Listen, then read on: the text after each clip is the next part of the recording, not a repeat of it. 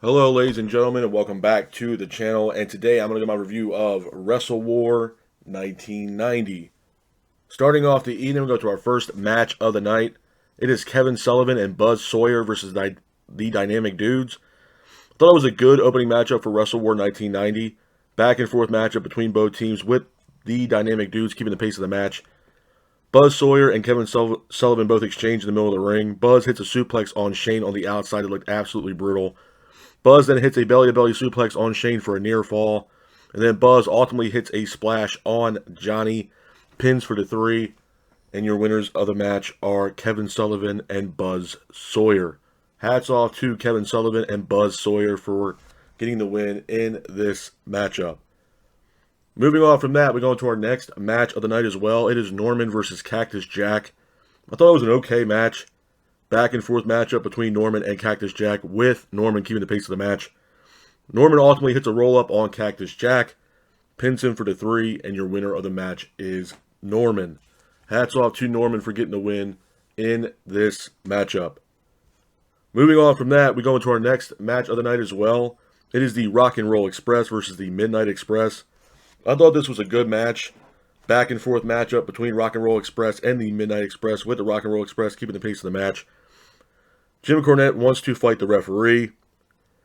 Ricky and Bobby both exchange in the middle of the ring. Stan Lane hits a power slam on Ricky Morton. Bobby Eaton then hits a devastating elbow drop off the top rope on Ricky Morton in the middle of the ring. Stan Lane then hits a sidewalk slam on Ricky Morton. Cornette then hits Gibson with a tennis racket. Gibson then hits a roll-up, pins for the 3, and your winners of the match are the Rock and Roll Express. Hats off to the Rock and Roll Express for getting the win in this matchup. Moving on from that, we go into our next match of the night. It is a Chicago street fight. It is the Road Warriors versus the Skyscrapers. I thought this was a good match. Back and forth matchup between both teams, with the Road Warriors keeping the pace of the match. Doom end up making their way down to the ring. Road Warriors end up hitting the finish. Pins for the 3. And your winners of the match are the Road Warriors. After the match, though, Doom enters the ring, and an all-out brawl takes place between Doom and the Road Warriors. Moving on from that, we go into our next match of the night as well.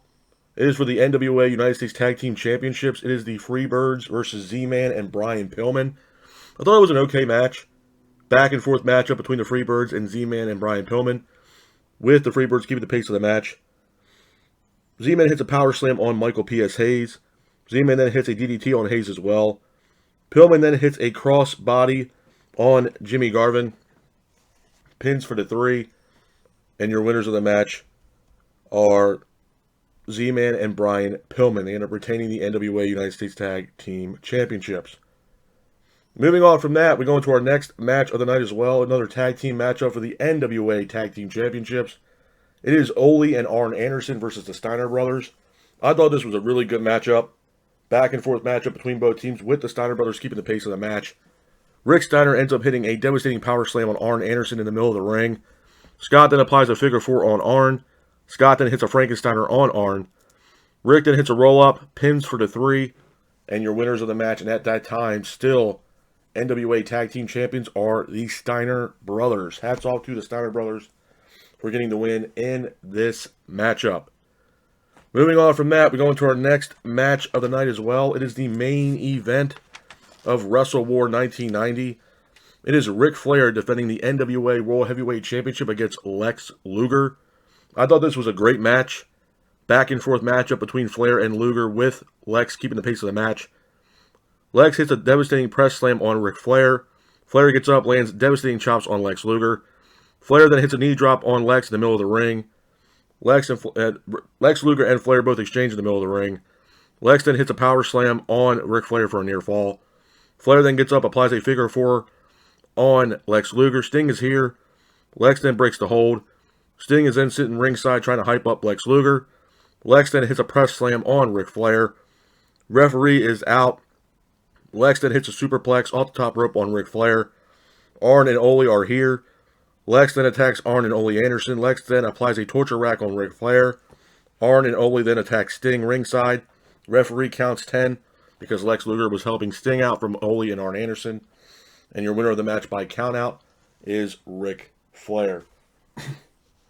Couple of things I'm going to say about Wrestle War 1990 before I get out of here, man. Number one, this was a decent event, top to bottom. I mean, from the Rock and Roll Express versus the Midnight Express tag team matchup, I mean, two of the best tag teams of all time, two of the biggest rivals in tag team wrestling of all time, being the Rock and Roll Express versus the Midnight Express. The opening matchup with Kevin Sullivan, Buzz Sawyer versus Dynamic Dudes.